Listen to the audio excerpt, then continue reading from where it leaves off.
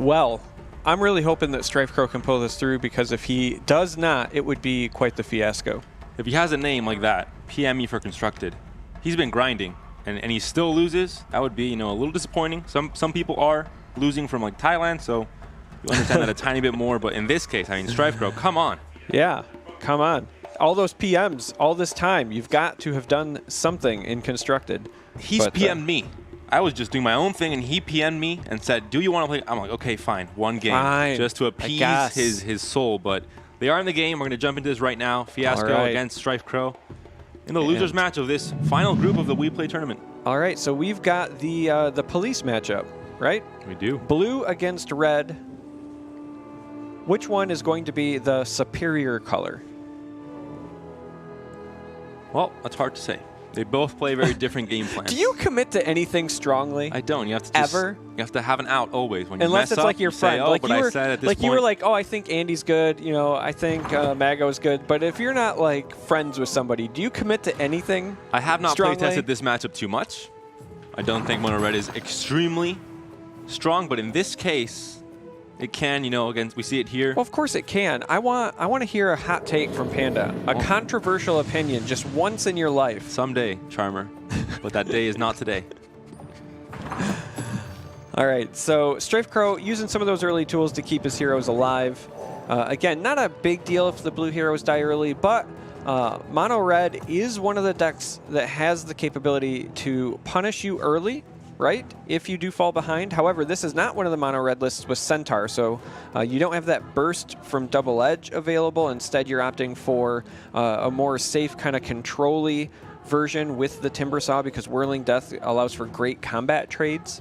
But initiative will be a major factor in this game. We obviously, Mono Blue cares very much about initiative with the Arcane Assaults. We see 3 of them in the deck for StrifeCro. Yes. And in Mono Red, we also see 3 Fight Through the Pains and a lot of payoff with enough magic, Berserker's Call, Primal Roar, and the duels. Yes. Well, and even the Whirling Death in some situations. So a lot of direct damage that you don't normally expect, or at least impactful plays from Red you don't normally expect.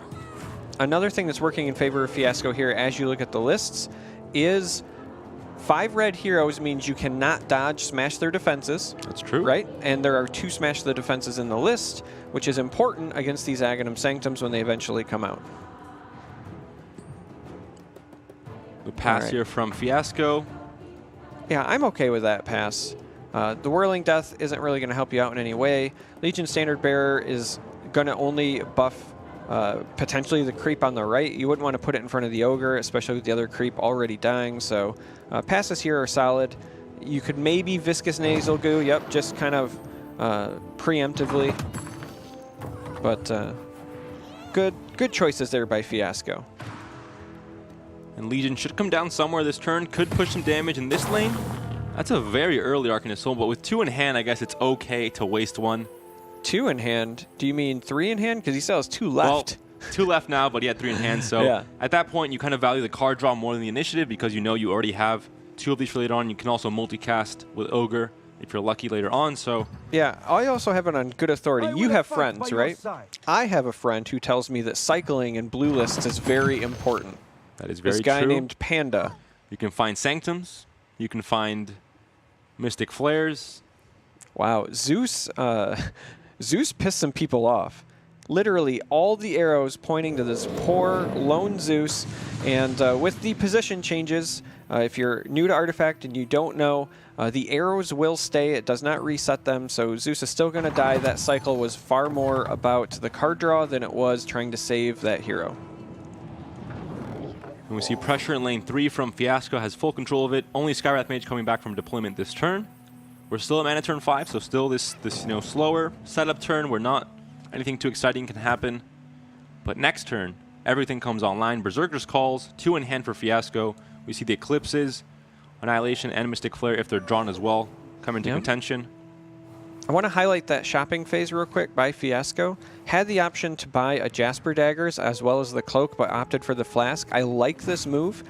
These red heroes are resilient, but there's piercing damage to account for in these blue lists. So keeping them topped off and buying cards like Stonehall Cloak is a great way to fight the removal that is damage-based from blue. That being said, Glyph of Confusion in the hand for StrifeCro. So those daggers can come in very handy later on. And that's a very good Whirling Death. Gets a kill and basically sets up a full trade here. And you still have 3 mana open in case something like a Sanctum comes down early, which happens quite a lot, especially in lane 1. You can counter that and just shut down your opponent completely, actually. In this case, it's not in hand for StrifeCro. Let's show 'em what we can Instead, do. StrifeCro develops an Ignite in the 3rd lane. The bottom lane, as Slacks likes to call it. Fight Through the Pain in hand for f1asco, which means that he's going to have, you know, a response to the initiative from StrifeCro as well. No Annihilation in the hand yet for StrifeCro means that this Time of Triumph becomes very scary once it comes online in 3 turns. Yeah, this is going to be a really good back and forth. Both players have a lot of tools that you would want to see in terms of initiative to fight for things. f1asco has Berserker's Calls that'll come online next turn. The Time of Triumph for the late game, as you said. On the other side, StrifeCro with a couple of Eclipses and at any cost. The only thing really missing from StrifeCro right now in terms of tools you would want would either be the Sanctum, as you said, or something like Annihilation. This is going to be a good demonstration, I think, of you know, the mono blue list and something that is capable of countering it. And the Prey on the Weak possibly coming down here. That's 1 less dog, though, thanks to that Fountain Flask, but it would save the Skywrath Mage from this arrow that the Timbersaw is pointing at it, and would also allow it to block, you know, some of the damage from this creep as well. Could be a Foresight as well. Yep, could be a Foresight if you just want to dig. It's going to kind of be up to StrifeCro to determine what he values more. The card draw. All right. Maybe that's a stall play. It's also entirely possible that he is going to play that Prey on the Weak anyway, but just wants to get some extra damage on the Timbersaw. Now, Smash can come down here onto that Ignite, but I think f1asco knows the real improvement to take down here is going to be the Sanctum. And he does pass. And that's the right call. I mean, Ignite is annoying, but it kind of just tickles when you're playing mono red and all of your heroes are so big and resilient. Yes! That sets up the upkeep kill next turn on 2 heroes. That's pretty impressive there from StrifeCro. Going to be taking 10 damage for that play, but I was going to say, there is now a temptation. Yeah. You normally save it for the Sanctum, but in that scenario... And that is a huge setback. Without the Ignite, this play makes literally no sense, and it's very much in favor of f1asco. I think f1asco would have even played it himself if he had the card, so... And a step further, gets to develop a creep, and that's now... a major punish for StrifeCro. The big IQ plays would have worked out in many situations, but because of the Smash in hand of f1asco, turns that around completely. Yeah, that is a tale of, you know, back and forth if I've ever seen one. StrifeCro looked like he was setting up an amazing play, and f1asco just said, no, sir. Golden ticket not bought, so I'm incredibly disappointed. Well, all right, so StrifeCro can redeem himself because Zeus landed in a fantastic position, and if he opens up with any blue spell, you're going to still get the zap kills on those heroes. That is very fortunate with that Zeus placement. That being said, StrifeCro might play Arcane Assault in lane 2 to guarantee that, and there will be an answer from f1asco. Although he may value the Berserker's Call more, just give up his lane, but 2 hero kills to just a zap from Zeus is going to be a real feels bad moment for f1asco if that goes down that way. And even if f1asco does take initiative there, he can only save one of those heroes with the healing salve. So Mystic Flare coming down. Clears some creeps. That's an interesting play, in my opinion. Yeah, it doesn't do much more. The rest of the plays in hand, not fantastic, considering the current board and the situation here. What do you think just the train of thought was for StrifeCro with that Mystic Flare? Because you clear the creeps, but those creeps were already blocked, and you don't do anything to this Beastmaster. And now your Canna's running into a unit that's going to get a ton of damage on it and reduce the attack. What do you think StrifeCro was thinking? Not too sure. Have to check back on that one. But some plays sometimes don't make sense to me, so that might be one of them. Yeah, I mean, he's a good player, so like I feel like there's some line there. I just didn't see it either, and I was hoping that you were smarter than me. The Arcane Assault going to be punished, I think, by this Fight Through the Pain here. Take back initiative. Not enough mana for the second Arcane Assault from StrifeCro, and again, he thinks he's ahead. He thinks he has these, you know, high intelligence blue plays, but red all of a sudden becomes a tiny bit more complex with initiative. Yep, and then answers with the Berserker's Call. Sacrifices the Legion, but keeps Timbersaw alive and does 12 damage to this tower. So all of a sudden, that very small play the last turn that seemed inconsequential, just a nice setup play by StrifeCro. He was probably very proud of it. You know, backfired completely, and this tower very low now to f1asco. 7 mana, almost at Time of Triumph range. Still no Annihilation drawn for StrifeCro. As far as this first game goes, I've got to give it to f1asco. I've been very impressed with the decision making here, and he has kind of taken it to the favorite, kind of taking it to somebody who performed well in the first WePlay tournament, putting him on the ropes, playing against one of the decks that is considered one of the better decks of the format. Mono blue and red green are kind of the 1 and 2. Initiative in favor of StrifeCro. He can be hoping to draw Annihilation this turn, maybe play it into the 3rd lane there with Skywrath Mage. The Ogre coming into lane 1 is a pretty big tell that there isn't going to be Annihilation in lane 1, even if he draws it. Well, I was trying to take a look at the Eclipse charges there, just to see if we don't. So 5 charges, probably not enough to be effective in this first lane if you don't draw Annihilation. Could deal with the Bristleback in the mid, could slow down the right lane if you had a hero there, which you do now. Skywrath going down. But this Axe and this Beastmaster, wow. 2 great spells against Mono Blue. Yeah, those are 2 big pickups for f1asco because he's already kind of established a lead in a couple of lanes. In fact, might just opt to use one when we get to that 3rd lane if he has initiative, because that would secure that lane before any defensive options become available. And now the Viscous Nasal Goo here could secure a great Berserker's Call. Now, Beastmaster would have to trade, but I think it still probably is worth it. No heals here for... Could be a Whirling Death as well. Will deal some extra damage because of that -2 armor on both Ogre Magi and the Kana.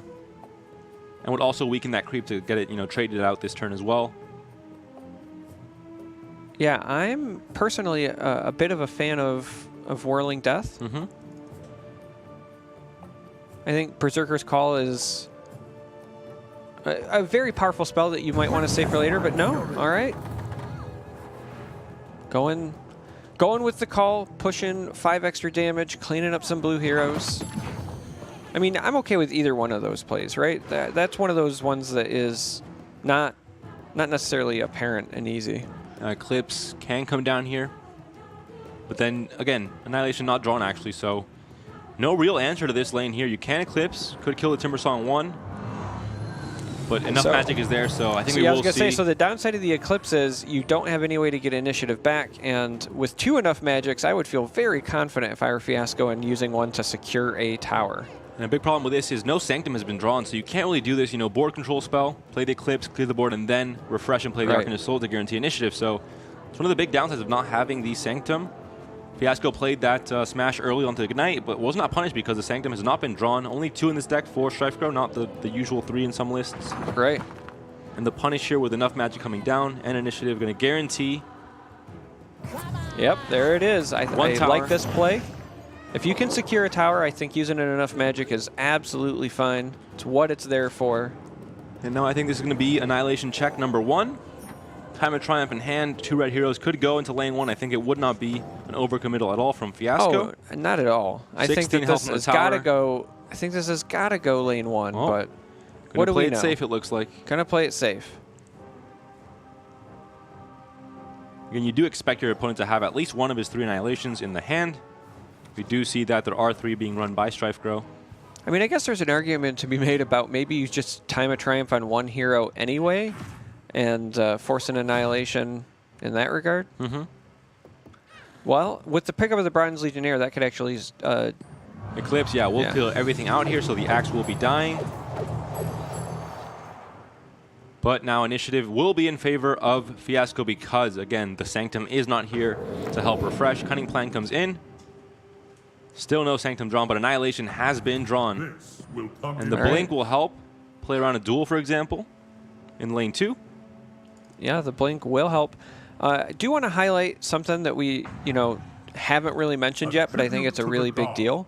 f1asco purchased a Vesture of the Tyrant, right?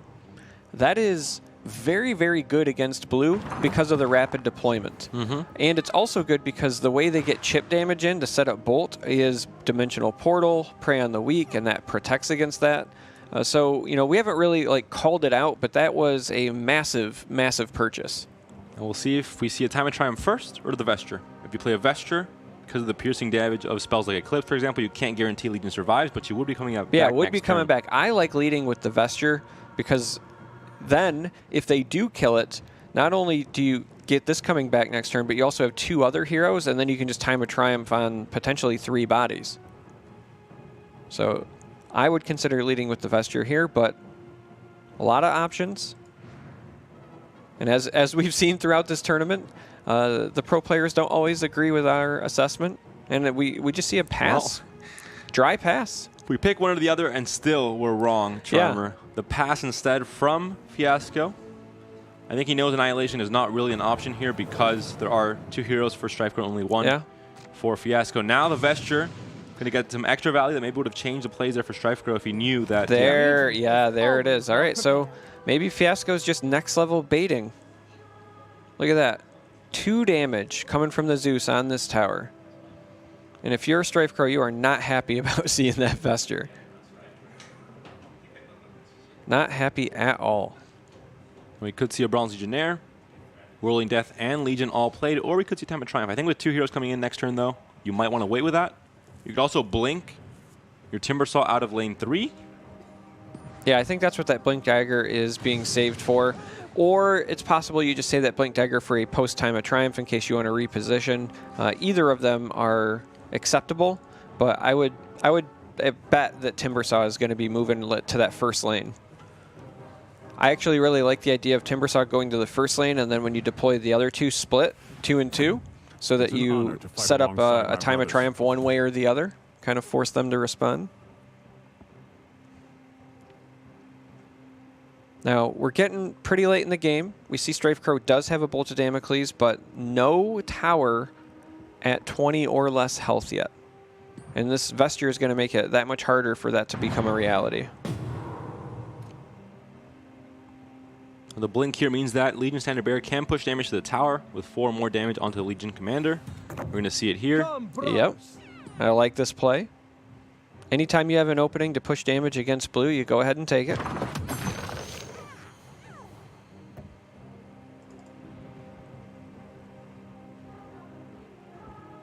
You are not my equal. And Glyph comes down. And this makes the Blink Dagger that much more exciting into lane 1 from Timbersaw because you know that he won't be stunned coming to the next turn. Right. We talked about Jasper Daggers being important.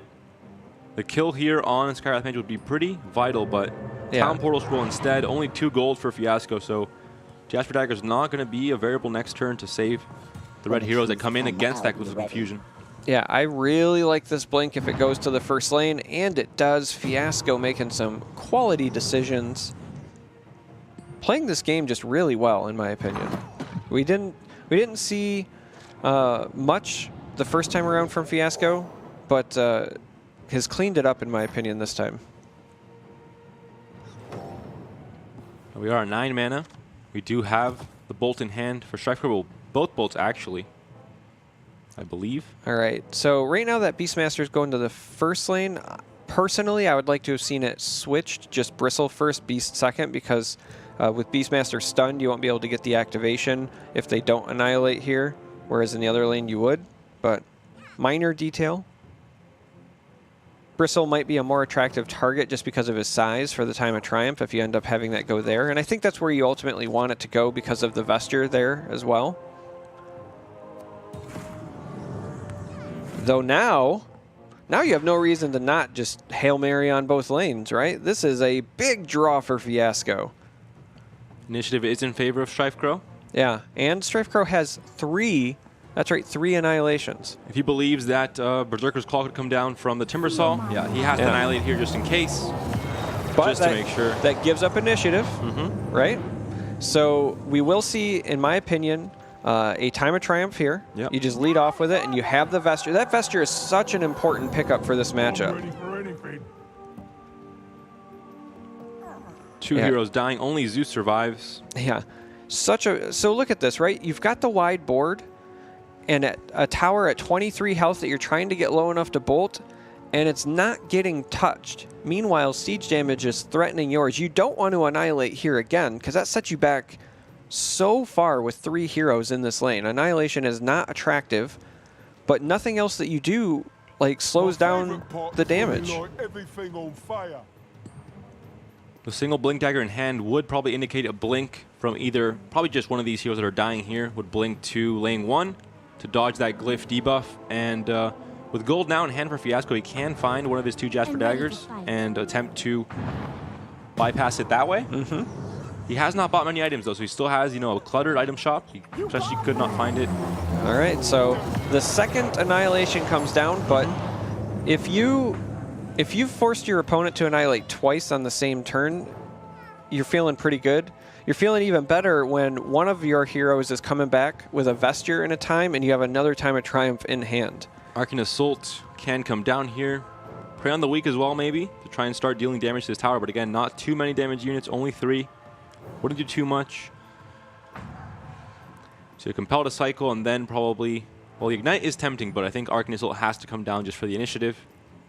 Well, I mean, here's the real problem that you have, right? That middle lane got blown up. You're going to get 2 hero deploys as Fiasco and 0 if you're StrifeCro. You also, as of right now, don't have Blink Dagger, so you're going to have to purchase one and send that Canna from the center lane to the middle after this deployment, because I got to believe Fiasco is going to double up that middle lane, dodge the glyph, and then play a second Time of Triumph when you're over there. Yeah, this might just be game, actually, because if Canna blinks to lane 2 to help protect it, then you lose initiative, and with Time of Triumph heroes like the Legion, a Berserker's Call or enough magic could just end it with a creep spawn there as well. So, and again, there is no tower taken for StrifeCro yet, so even if you leave this lane unattended, it's not a big deal. Wow, I was going to say, that had to have been like a misclick or something, because there was no reason that should have went right there. Again, this is 100% both heroes go mid. And lethal's percentage, so you have to blink if you are StrifeCro, but do you even have a Blink Dagger in hand? So he wants to, it looks like he doesn't actually have a Blink Dagger, so... Didn't get one, so that's going to be it. Like, I mean, there's nothing you can do here if you're StrifeCro. Thundergod Wrath is the only cross-lane spell, but with 10 health on Axe at the lowest and 12 on the Legion Commander, no Sanctum, no multicast possibility, and only one of these drawn. Played this game incredibly well, and the story has got to be that Vesture pickup. It was so important in this matchup. I think this has to be game. There's really no actual way for StrifeCro to win it. It's going to be a concede there from StrifeCro, and game 1 does go to Fiasco. There's the answer to your question. Mono Red is favored apparently in this matchup. Maybe not favored, but it seems to have, you know, a pretty good idea of what to do there. And so Mono Blue, Seed Story Cup 10 was this deck to beat, was this new deck. Everyone thought it was amazing, but in this tournament, a terrible win rate if you look back on it. This tournament, I mean, Andy One has been doing well with it, but overall, I think it hasn't been doing all that well. Well, people expected it, right?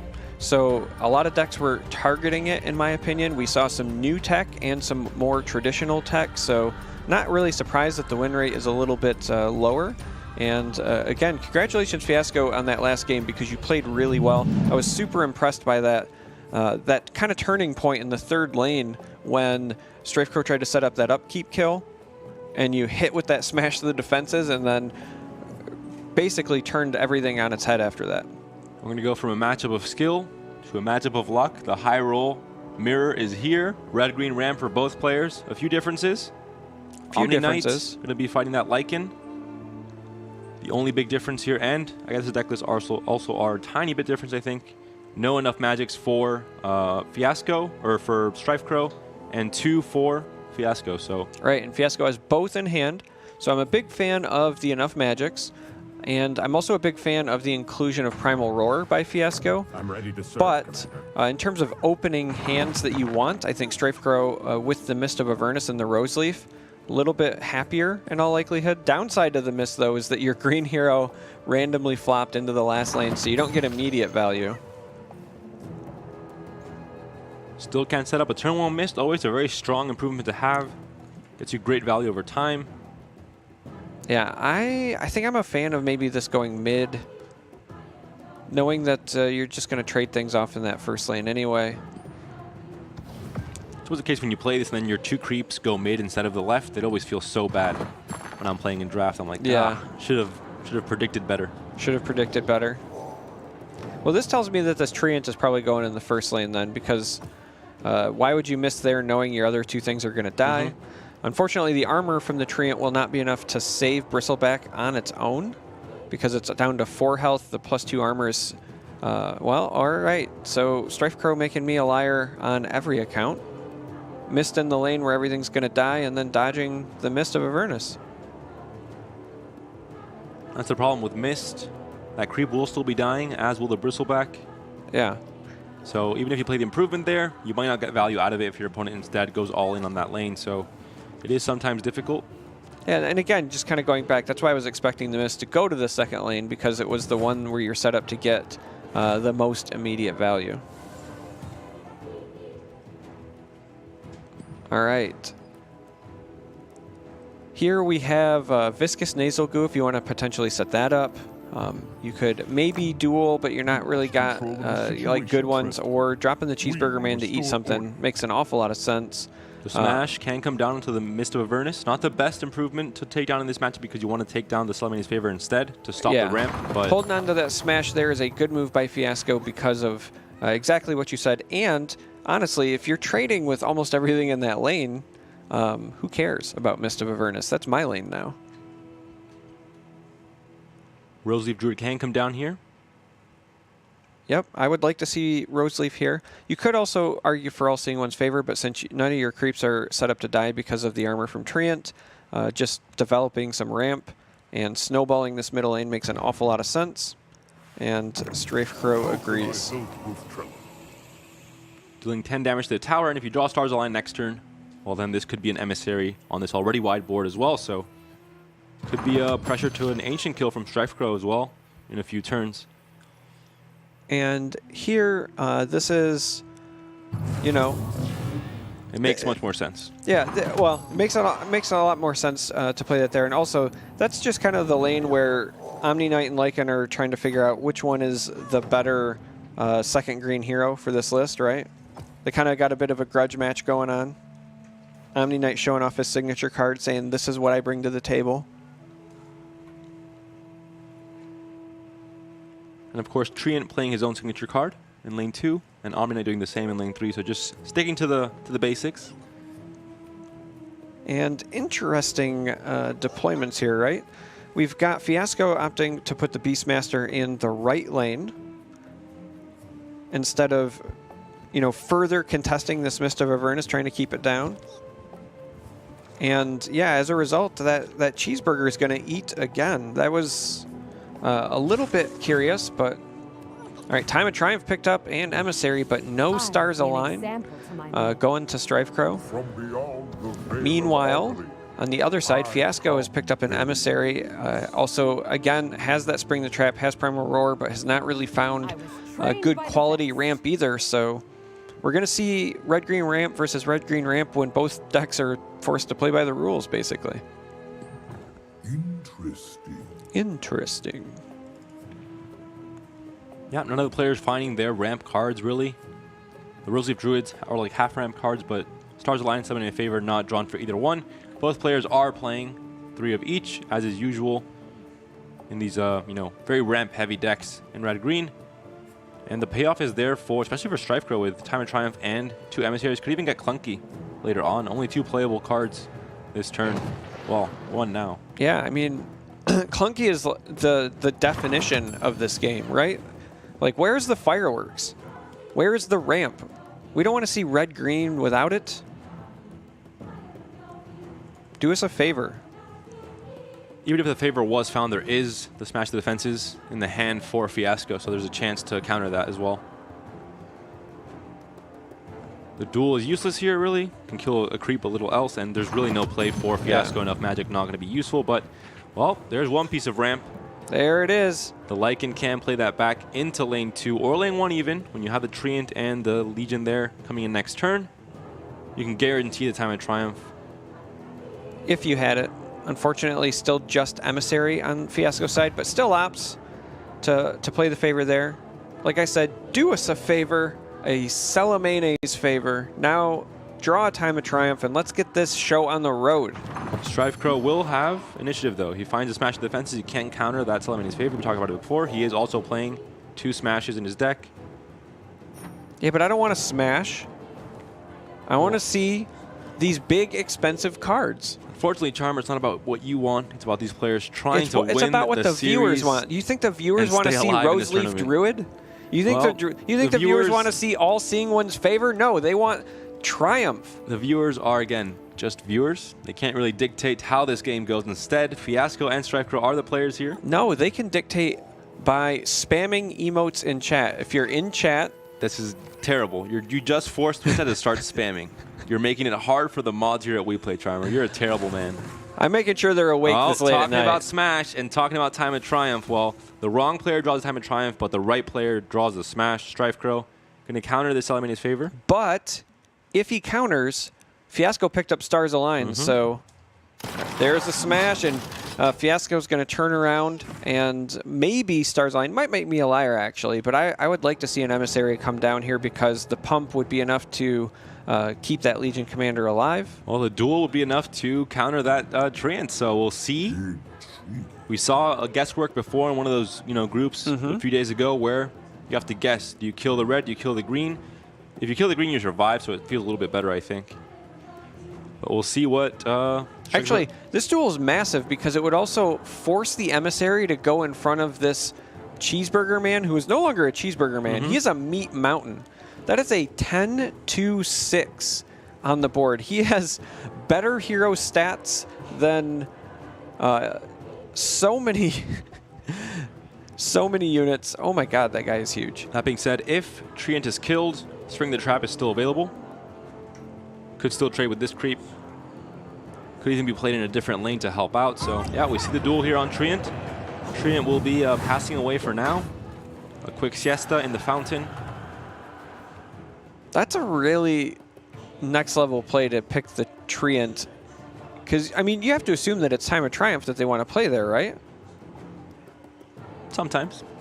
Like, Emissary is, well, all right. So maybe to salvage this, hear me out, maybe the right play is Primal Roar. Because Spring the Trap feels really bad. Primal Roar and Blink Dagger feels okay. You kill the Stonehall Elite. You survive if you're a Legion. You don't have a green hero coming here next turn, though, so there's no ramp possibility. And Legion, well, she kind of goes all over the place, so yeah. I think you just play the Blink Dagger here on Legion anyway. You do want to kill this Stonehall Elite no matter what. Yeah, you don't want him getting any bigger. Well done, StrifeCro. You've drawn your big cards. Now, next time, please draw some ramp as well. That being said, when we do get to turn 8, you'll see a lot of fireworks, Charmer. There's going to be a lot of 8 mana I'll be cards asleep played. by then, though, You'll see 3 emissaries. When have you seen 3 emissaries on the board? I haven't, because the games are supposed to be over by now. Well, you'll see them today. No, we still won't see 3 emissaries on the board. You sure? Yeah, I'm sure. We'll find out. None of these boards are wide enough to even warrant those. We're going to see Time of Triumph, and then Time of Triumph, and then game over. Staring contest here. f1asco is just trying to decide, do I want to blink or do I want to kill this unit? I mean, he has a healthy tower, right? Letting 10 damage through isn't the end of the world. Doesn't feel great, but it's not... Legion is going to stay alive here. Stonehall E is growing and growing. There's a Mist here as well. If Treant comes here next turn and finds a Stars Align, for example, well, never mind. This could have been an Ancient kill in lane 1 after a few turns with Mist and triple Emissary threat. We could still see it, but Legion's going to help out in lane 2 first as well. Already down to 14 HP for f1asco, so he's in trouble there. And, well, lane 3 is looking a little bit more even. 2 heroes for each player. But again, I mean, you can only play Berserker's Call. Everything else is locked. And speaking of Berserker's Call, f1asco decides to use one here to slow down this middle lane. Berserker's Call is a natural choice. Bristleback getting bigger, you clear up the Lycan. I assume we're going to see the activation, even just as a stall tool. Yep. But still, it's looking quite bad in this lane for f1asco. Lane 2 also, dangerously low. And no heroes coming in, so 3 heroes in the fountain, so f1asco has to start stalling. And you were kind of hoping that landed in front of Bristleback. Unfortunately, it did not. The active ability on Omni Knight also up, so 3-point heal onto Bristleback. So he's a tiny bit more healthy and still dealing damage to this tower, keeping the board wider on his side. So healthier still because of all seeing one's favor, regenerating Bristleback. And a couple of cloaks and a blink dagger bought, so these already healthy heroes for StrifeCro are likely going to be even healthier. And speaking of healthy, we still have a healthy unit in this first lane that is not going to have any blockers in front of it. So it's going to be hitting this tower for 11 damage after the mist triggers. The Treant could have gone lane 1 if you found a Stars Align, could have played an Emissary, but you have the guaranteed time of triumph in lane 2 thanks to the Roseleaf Druid still surviving after so many turns. Gets you that natural half ramp up. But there is a counter from f1asco. No heroes here, so he can't possibly lose initiative, and he does have enough magic. So if he is scared, he can't enough magic, but it does push 8 damage onto his tower.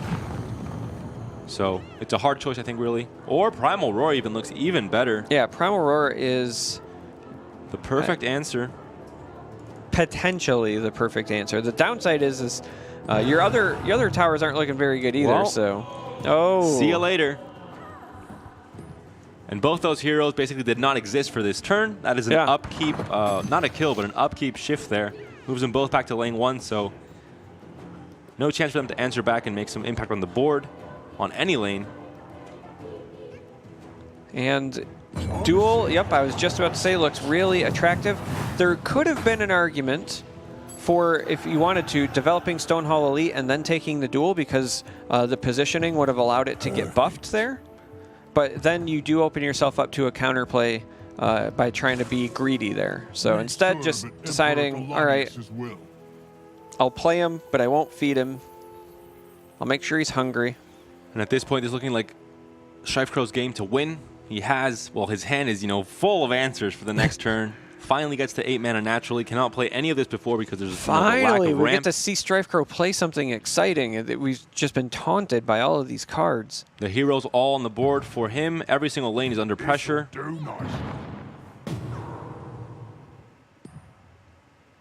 Yeah, I like this. I like this blink by StrifeCro just because all of the lanes are being pressured pretty hard, and you're coming into mana turn 8, and you're going to have 3 straight lanes of playing big impact cards, so there's not much risk in dividing your heroes up this way. You can see a blink on Legion from lane 1 to lane 3, but instead, we will see the Legion go straight to lane 2 instead. Enough magic in hand for f1asco, though. I think this makes a lot more sense. Yeah, it makes a lot more sense in my opinion as well, because you can time a triumph in this first lane, and then if f1asco does anything to prevent this from going down, then you just blink out, time a triumph in the second lane. That'll basically ensure that one goes down. And no red hero in lane 1 for f1asco, so he cannot even enough magic with initiative to kind of ensure all these heroes stay stuck in that lane. This is going to be it. Look at that! Look at that arrow from that Stonehall Elite. He's about to get even bigger. What is the biggest Stonehall Elite you've ever seen? This might be it. This might be it. Because it is going to be up to a 14-8 before all is said and done. It's going to be almost bigger than this axe post Time of Triumph. There was no Time of Triumph drawn from f1asco. Because there are no initiative cards, though, in red-green, or at least in this version that StrifeCro's running. Wow, okay. Instead opts for the Emissary here. And not the Time of Triumph. I think that just says that you want to try and make this an ancient race as well. You can put the broadsword. Actually, you can't put the broadsword on anyone, so. Yeah, no, I'm very surprised by that because the siege damage would have secured had you just played the Time of Triumph. Yep. It could still be a 2-turn timer. Well, probably a 3-turn timer at this point. Right. So it's close with 2 emissaries. Yeah. I mean, that is still effectively a 2-turn timer because the opposing red-green list, doesn't have a way to slow down your wide board. And now enough magic can come down here, but all it would do would be just stall for time here for f1asco. No Time of Triumph in his own hand, so he can't answer back to this. The Emissary will not do enough here. And this is going to be, I think, game. StrifeCro has full control of lane 1. The Beastmaster can come in next turn, can get a Primal Roar, but... Yeah, the positioning is unfortunately off. And even if you Primal Roar and have an answer for the heroes, that Stonehall Elite, 16-10, gonna get a missed trigger next turn. Interesting cards that StrifeCro drew this turn. Oh look, he has ramp in this. A bit late, finally gets to mana turn 8 and finds the Stars Align and the Summon in his favor. So those cards definitely taunting him a bit. I think he cannot be too sad though. This game is very much in his favor. I think all the variables are, you know, leading to his victory. There's very little that f1asco can do at this time. Every single tower under pressure. So when we get to this third lane with Omni Knight, instead of developing Emissary, what I'd like to see is a Salamani's favor go back to the first lane so that StrifeCro can then draw his other Stars Align and then in the same turn drop 2 Emissaries. Not because it's the right move, but because I didn't get the fireworks I deserved earlier. Well, you have 2 Emissaries. Could see the third. We'll find out if I was right or not. Well, I will be, right? He'll have... Unless there's a concede, and that doesn't count then. No, that still counts, Panda. Listen, I'm less impressed by seeing 3 Emissaries on the board as I am by a 17 attack power Stonehall Elite that we're going to see in this first lane next turn. There's the Emissary Actually, response. I take it back. We're going to see a 19 attack power because they're going to get an Emissary tap in that first lane as well. Who needs Time of Triumph when your Stonehall Elites can 2-shot towers? The Broadsword can come down here as well to trade with Axe over 2 turns. We'll see if it does. But at this point, I mean, f1asco can do very little. It Yeah. just does not have the board. I like the idea of holding on to the Broadsword because that's a secret shot purchase, right? It's not the sort of thing you're running. And of course, StrifeCro makes me a liar, but because it's a secret shot purchase and it's not something your opponent's expecting, it can be a source of like surprise burst damage. So usually when I pick up a Broadsword, I like to use it as a closer or for a clutch trade, not something that's over time. Jasper Daggers can play around a possible Primal Roar from that Beastmaster if it's drawn. Only 2 damage needed in that lane, so... So there's the Stars Align. If we would have seen the favor come over here. All this, literally 2 turns in a row, he only draws ramp cards now. Well, that's all that's after not left. drawing them for so many Does he have turns. anything else left in his deck other than ramp? And there's the 3rd Emissary Charmer. There you go, buddy. Enjoy that one. Look at this enormous Stonehall Elite. This Stonehall Elite is almost a Thunderhide Alpha. 21 attack on this Stonehall Elite. And this is definitely a 2-turn Ancient kill at this point. Even if Legion comes back, it would be very difficult to stop that. Primal Roar not drawn. Time of Triumph still not drawn for f1asco, so very unfortunate draws for him. You know, I heard SUNSfan talking about the Heart Attack Grill. That Stonehall Elite could eat at the Heart Attack Grill, and instead of getting a heart attack, would put them out of business. There is the final kill with Time of Triumph. 2 Time of Triumphs, 3 Emissaries seen in that game. They took their, sweet time to come out on the board, but StrifeCro finally gets, I think not even just the better draw because he did not find his ramp early on, but it was just more f1asco not finding any answers. Any answers are late game, right? So the interesting thing about the red-green mirror is that whoever gets their powerful cards off is the one who wins. Now, usually it's a matter of like you draw the ramp and then get the cards off, but when neither player are ramping or getting them, then if you just draw them naturally and play them, it's the same. It's just delayed gratification. So the players are queuing now. Of course, there's a 1-1 in this series. It is a losers match of this final group in this WePlay tournament, which means that whoever loses here is out. Yes. Whoever wins faces JJ in the decider match of this group, and that will be the last match of today as well before we start off tomorrow with the bracket stage. Yes, so this is a game where you are literally playing for your tournament life, and unfortunately the loser will be done. And of course, StrifeCro is going to be going back onto his mono blue after winning this game with red-green, and f1asco is now stuck, let's say, on his red-green ramp. And unfortunately, no ramp in the opening hand. Have some important cards though, right? We see a duel, a call, a primal roar. Those are all great cards for clearing out some blue heroes that you can sometimes take advantage of, but again, you want the ramp early. Under Secrets might help you find the ramp though, and instead finds an emissary. But long-term value potentially from that Unearthed Secret. Unearthed Secrets is one of those cards that you feel really good about if you can play it the first turn in the first lane and start getting value. Now, here in this lane, Axe, after the balance changes, no longer takes out Zeus immediately. And the hand looking pretty good for StrifeCro. Has a Sanctum, has the Dimensional Portal. Arcane Assault for initiative and Eclipse later on. Try and board clear, but... Well, Treant going in this second lane to help try to fight this Canna. And not quite the same as Omni Knight, but Treant providing the armor, again, still gives you some resiliency. And that can be important because you want to slow down the creep growth in a Canna lane.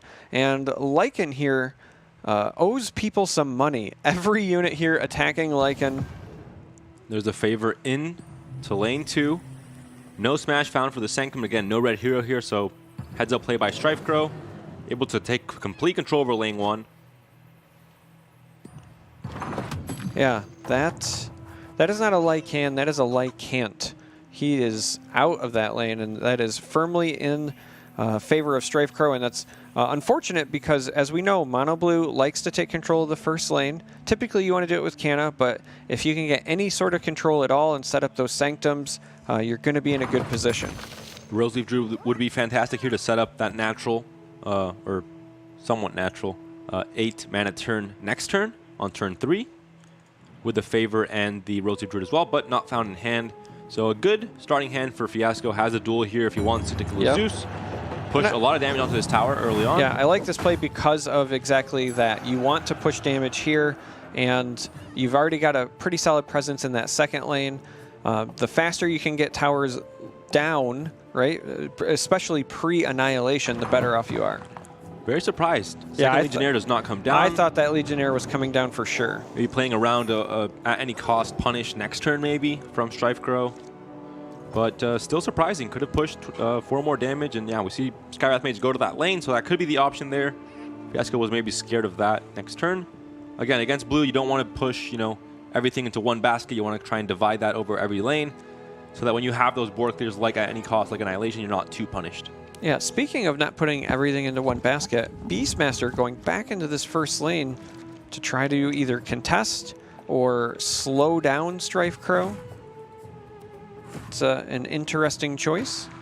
Now we do see not 1 but 2 stars aligned picked up for f1asco. So we have found the ramp. We can, and a Time of Triumph. So and that's even better. I mean, you can play the Emissary. You have a wide lane. I understand, it's fine. But next turn, you have Annihilation. And the Emissary, once it's dead, none of that value sticks on the board. Whereas Time of Triumph, your heroes die. They come back, and they still have that modify effect. Yeah, that is a very, very big pickup. Now, we could see somebody respond to the Stars Align by trying to either kill some heroes or wipe the board. But again, that's just delaying the inevitable, right? And the Ignite being played here to try and get an upkeep at any cost. Still not enough. You have 1 armor on the Legion and 8 health on the Treant, so you can't counter it that way. There really is nothing that StrifeCro can do at 5 mana. All right, Stonehold Cloak comes down to try to keep the Luna alive and not the Ogre. You want to get those Lucent Beam charges up, so that makes a lot of sense in terms of which one you want to preserve. And that is a fantastic hand for f1asco. For the mid game and the late game, you have everything you need, really. Yes. Primal Roars, Spring the Trap, Berserker's Call. I mean, this is just a fantastic this is what I wanted from in the last game. I wanted Ramp, I wanted Fireworks. We've got all of these expensive cards. f1asco, thank you. You were listening. You have heeded my wishes, my desires, my demands. It has to be Time of Triumph. It just makes a lot more sense against Mono Blue because of the Annihilation coming down next turn. You have the Zeus coming in, even though Kana dies. You push 10 damage as well. Yeah, and the truth is, right, if you have initiative, then you delay the Annihilation even further. So you're going to put StrifeCro in a bit of a bind and force that Arcane Assault either in that first lane or maybe make them just pass, right? One way or the other, you need initiative going into that second lane if you're StrifeCro. Now, the at any cost here would not kill the Zeus. The Ignite would be an upkeep kill next turn, though, so that could be an option. Yeah, I like at any cost here for exactly what you said. You're going to reduce the damage your tower takes, and you set up an upkeep kill on X. You're going to be losing your Skywrath anyway. You have no way to protect it, so... now, you could see maybe a smash here if Fiasco had it in hand, so StrifeCro has to be sweating bullets right now. Yeah. We saw that happen with the mono red list, and I believe he is... Yeah, he's playing 2 smashes in this list as well, so maybe some deja vu there from StrifeCro, luckily. Yeah, it might have been the reason for the pause, but... His plan actually does work out this time around. Yeah, so. I mean, it was a great move by StrifeCro the one time. Fiasco just countered it beautifully, so... you know, that's the mark of somebody who's an experienced player and doesn't let things like that get to him, right? You know it's the right play, and just because it didn't work out last time, you try it again. And now, in this lane here, we have, so hear me out, right? We have the potential for like a Berserker's Call, because it would, if you know that Annihilation is coming, right? It would. That being said, Primal Roar would stun the Zeus in lane 2, so it would save you. But with a Sanctum on the board, you have to be very wary of that. You kind of expect an Arcanist to be there, so there can be a Mystic Flare onto something like the Beastmaster. Yep. Kills it perfectly, and you could still have Arcanist for next turn. And there's no fight through the pain in the list for Fiasco. That Mystic Flare was so risky because of absolutely nothing. I was about to say maybe you're risking Smash the defenses, but then I remembered the red hero just died. So ignore me. Sometimes my mouth goes faster than my brain. I think we'll definitely see a refresh here onto Arcan Assault just to guarantee Annihilation next turn. Yeah. There's the Sanctum. And now once this is played, I think that Fiasco will 100% play the favor. At this point, he's not going to get punished for doing so. Picks up a Dimensional Portal as well. And that's going to be it. The favor can come down on lane. Ooh, actually the Emissary are going to be threatened here. Yeah, Emissary. Interesting play, and it's got to be the play because you can only play green cards. But interesting, also interesting placement, right? Didn't place it next to the Lycan to eat that other creep. Well, it does allow for some better arrows if you're looking to dodge tower damage next turn. If you separate your units, you can guarantee that, you know, because the board state is the way it is, some more arrows can go. Potentially curve into the Emissary. Yeah, so if you're doing that strictly for defensive purposes, then that is a great, great play. And again, Fiasco kind of surprising me through this series, so hats off. I mean, if that's the reason, then that is a very, you know...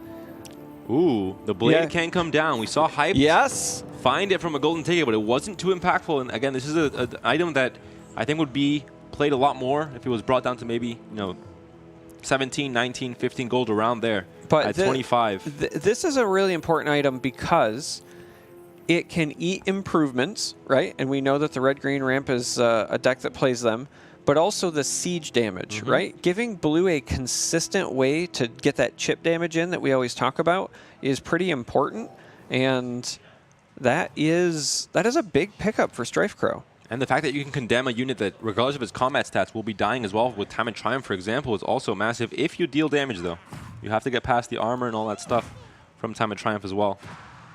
Well, it turns out equipping a blade to increase your attack power helps with that a lot. That definitely does. All right, Savage Wolf comes down next to the Lycan, which means it will potentially trade with this creep. Eclipse at 6 charges, getting kind of scary now. You do have the refresh, so you can play both, maybe Eclipse and Mystic Flare to try and clear out some of this board. Mystic Flare here would clear out the creep and the wolf before the buff from the Emissary. You've got to be thinking Mystic Flare because you also want to do it before the Emissary activates. Now Eclipse could still find a kill on Lycan.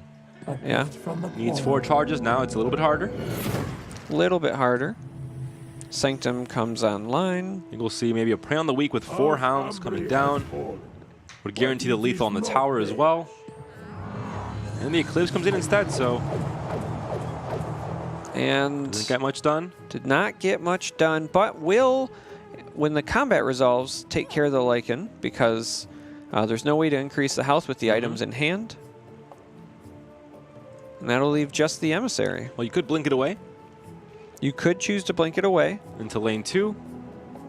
Or lane 3 even. Yeah, lane 3 I think would be an ideal spot because you're going to get a 50-50 chance at pushing extra tower damage. And now next turn, 4 heroes come in for f1asco. A few of them with Time of Triumph already on board, so could get risky. And now f1asco, I don't know if he's keeping track of the gold, but now he just found out the blade was bought in the secret shop. And 2 improvements go down. 2 improvements, no card draw for f1asco. And that is a big Luna there, right? With the Stonehull Cloak that's been ticking away and now an Apotheosis Blade. Not only that, you push the lethal as well with the 5 extra attack. Yeah, again, I can't help but highlight how important the extra damage is for mono blue, right? Like that's outside of Bolt, its biggest weakness in many ways, and that Apotheosis Blade with the siege, with the higher attack power, was just a massive buy out of the secret shop. Yep, apparently we can come down here. We can see it ignite as well, going into lane 1, for example. Yeah, lane 1 would make a lot of sense if you want to slowly tick away there. Or lane 2. Lane 2 also makes a decent amount of sense simply because this is your canna lane. You're going to continue to put creeps there every round. And now the big boogeymen come back from the fountain for f1asco. And StrifeCro's going to have to answer back. His hand looks a little bit depleted. Not much cycling going on. Not many bolts either. We're now at 8 mana though. A great mana turn for StrifeCro. Can play 2 4-mana cards at the same time. Maybe he finds those foresights, those cycle cards as well. The multicast can come in from Ogre as well. All right, so looking at the potential deployment for f1asco, I like this split. This would have given you an awful lot of bodies to combat the canna lane, and you would have had the activation from Beastmaster. Also putting 2 red heroes there increases the chances of something like Berserker's Call mattering, but instead wants to throw that Beastmaster into the first lane as well. Not the end of the world, right? Because you have the Blink Dagger, so by putting this here, it allows you to see how the board shapes up, and then you could potentially adjust. You also... The smash is found. You can't smash that Sanctum away. Could be huge. 7 charges on Eclipse. Growing every single time, and Luna will probably not be dying anytime soon, so... No. Only to get higher every time. Potion for StrifeCro to try and find those bolts. They'll need them 2 turns from now. 1 tower taken down, but still 2 towers above 30 HP. Primal Roar, not fantastic in any lane, actually. Yeah, not right now, but because this Beastmaster went here, right, you have Spring the Trap available, right, before you potentially blink out. You also have the Emissary that can buff some things in this lane as well. So if Emissary, for example, were to buff Beastmaster and then you use Berserker's Call here, you could clear out the Ogre. Again, Luna not going to die anytime soon, but... Yep, there's a Spring here instead. Going to synergize with the Emissary. Unfortunate curve there, and there's the Thunder God's Wrath. Hoping for a multicast here for StrifeCro. He does find it. He does find it. And unfortunately, because Spring the Trap was played, you cannot punish that Sanctum with the Smash their defenses. And another Thunder God's Wrath. And do we get another? Yes, we do. Charmer. Oh, yes, we do. Gosh. All of the RNG coming up StrifeCro between the Secret Shop and... There's the active for the blade for no reason, just so, say... There's a reason, okay? Look at my blade, look at my fiery stick. You are establishing dominance. You just multicasted twice. You've gotten a blade from the Secret Shop. Why not activate it for no reason? Throw a little shade. Now, enough magic would look pretty good in this lane just to close out the Kana. Killer for this turn and deal some siege damage as well while keeping the lane fairly healthy and cleaving through some of these creeps, but it is not in hand for f1asco. So we could see, an Eclipse with 7 charges would clear the board very easily. Initiative is in favor of StrifeCro. And we're going to see just that. And we're going to see the Eclipse. The piercing damage will ignore the armor from Time of Triumph. Cunning Plan can also come out to start cycling through the deck. Try and find an extra Sanctum maybe, or even the bolts for later on. Yeah, I was just going to say, even though this doesn't take this turret down all of the way, it's getting it low enough that a bolt can close this game out, which is very, very important. And all of a sudden, despite having the ramp, having the expensive cards, this red-green list is on its back foot. We might have to see a Spring the Trap in lane 2 to just help protect it, because right now, lane 1's already taken down. The Ancient is exposed. In lane 2, a huge wall of creeps there, only more to be added from Kana. Yeah, and you have no Annihilation at your disposal if you're f1asco, so... But now StrifeCro putting the pressure on every single lane, does not even need, the usual game of initiative and bolts from Mono Blue to win games. Instead, just putting the pressure on with these extremely wide boards that Red-Green can do very little about. Well, and the worst part about all this is, right, there's still an Eclipse and 2 Thunder God's Wraths in hand for StrifeCro. Still has that Sanctum in the first lane. Still has that really annoying Luna. Lycan has to come down on lane 2. Beastmaster will probably blink to lane 2 as well. Annihilation not really a threat there, because obviously the board is currently in favor of StrifeCro. He wants to be the one dealing damage. He's the aggressor in this case. Wow. Lycan potentially going to this first lane? I think there's no... Yeah. It's impossible for that to happen. We'll see the blink on Beastmaster. I pretty much guarantee it, I think. That being said, he has to stay healthy, because we could see a few more multicasts. That's another Sanctum. That could spell a lot of trouble if the multicasts come in. Yeah, that is... The Smash is still in hand for f1asco. He still has a chance to counter one, but now at this point, not going to be as impactful. All right, so we see Thunder God's Wrath. Do we get a multicast? Well, of course. Of course, Charmer. Why do you even ask these questions? I don't This is know. StrifeCro we're talking about. He's a very good player. Yeah. Showcasing all of the skill. And there's the Smash coming in, and this does, I think he said, that's enough. Let's stop this madness with 2 Thunder God's Wrath every single turn to start off the round. Yeah, I don't need all of my heroes consistently taking 8 damage. That being said, Eclipse is at 8 charges. The board is extremely wide already.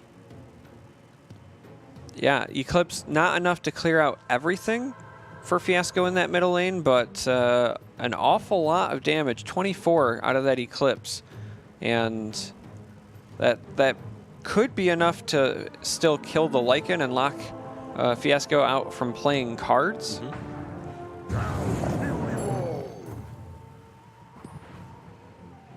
Now this is with the Emissary here.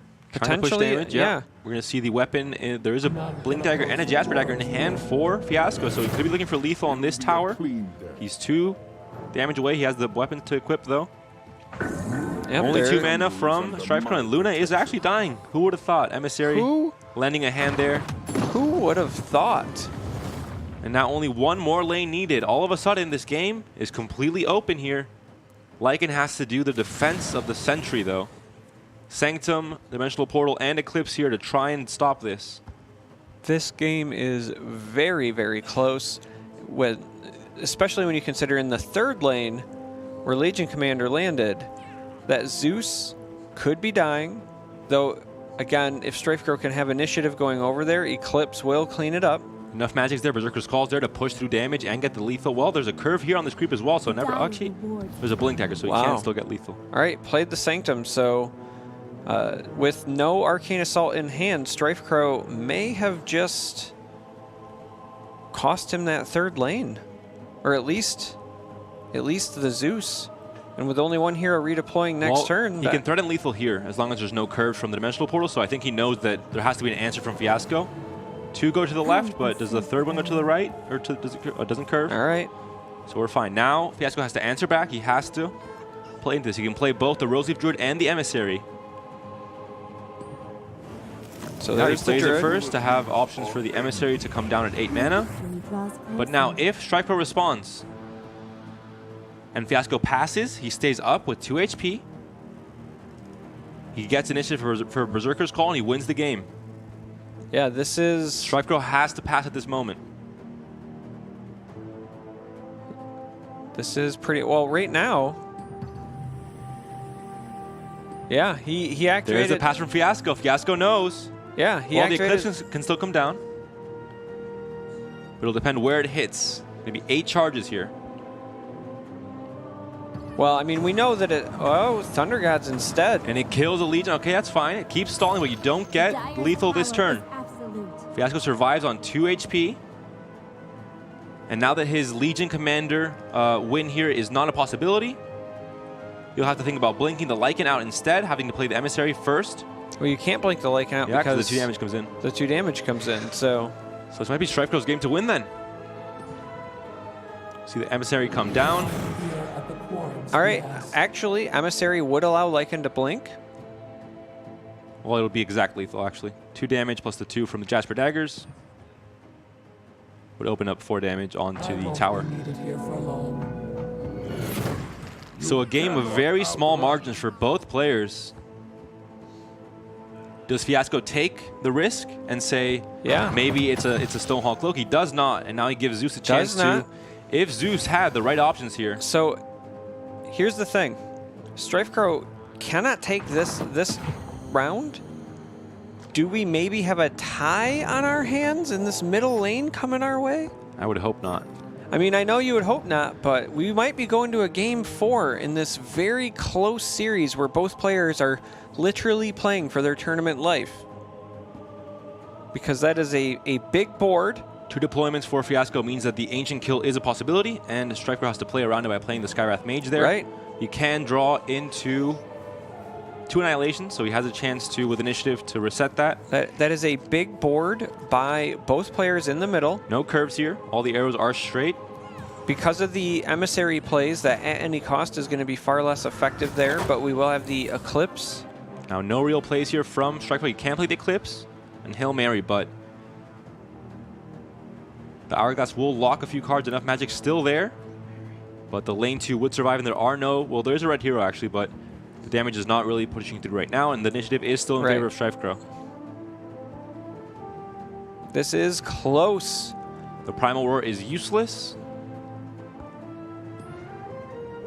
Yeah, unfortunately, because of the positioning. Well, nothing really changed. There's not much damage. I mean, you can play Berserker's Call and Stonehall Elite and then buff with the Emissary, but I think that would not be enough. The Bronze Legionnaire was locked. You have another weapon, or a few more weapons in hand there to equip for the extra 2 damage. If you survive somehow in lane 2, your lane 3 is still a problem here with Zeus by himself, and the 10 damage is already there, plus the Ignite. Yeah, instead they're going to cross-play the favor because they know that everything comes down to that middle lane.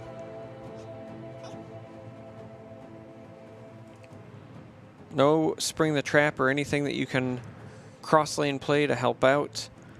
I actually wouldn't be surprised if instead we see a couple of Blink Daggers come down from these heroes in the first lane to go to the middle. Thunder God's Wrath does soften up everyone else in lane 2. I like that. Slowly trying to, you know, make this an Eclipse lane that could really do a lot of damage. 8 Eclipse charges. Right, and that's exactly why I think that you use these Blink Daggers instead of trying to push for the 80 here, because you know you're going to live and die. I even think overwriting that Jasper Daggers is the right play. Definitely. You want an Emissary first to make sure everything gets a buff? Yep. And save Stonehall Elite just to block in this lane. There's the Emissary. Now this Treant will soak up a lot of Eclipse charges as well, so it makes that much less appetizing for StrifeCro. There may be, any cost is not going to find too much. It's going to kill your own creep, so not really an option. So I think Eclipse is really the only option. The Sanctum is there. He can play both Eclipse and Mystic Flare.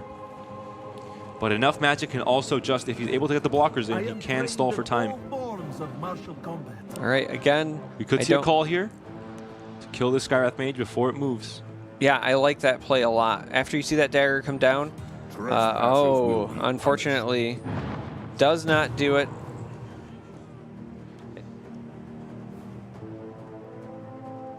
I mean, perhaps, you know, as you're thinking about the things that you might do in the next lane, right? Perhaps they were thinking, I want to save that Berserker's Call to pair with a Primal Roar based on positioning when I get over here. But you have enough that you could have also played both Primal Roars, which would have kind of had a very similar effect. So, unfortunately, no Prey on the Weak in hand for StrifeCro. There is still one in the deck, and that would be huge value here. Obviously, red-green has no answer to AoE. That would be a guaranteed kill on the tower. Still, 4 damage is threatened here, so enough magic cannot be used. But you do have, like I said, Primal Roar, Berserker's Call available to clean some of that up. You have an Emissary that you can activate. Eclipse does come down. Opens up 1 hole. 5 more damage pushed through. You have a blocker here in Stonehall Elite. This is very, very close. You have to block the Skywrath Mage. Berserker's Call here would take away 4 damage. We also need to point out f1asco running out of time. So it's entirely possible that f1asco just times out and loses. Everything's counting against f1asco here. Primal Roar takes away 4 damage, but now the refresh and the Thunder God's Wrath is going to be massive on 2 different heroes dying. That would be 4 more damage. Well, 2 more damage coming through. This creep is stunned here.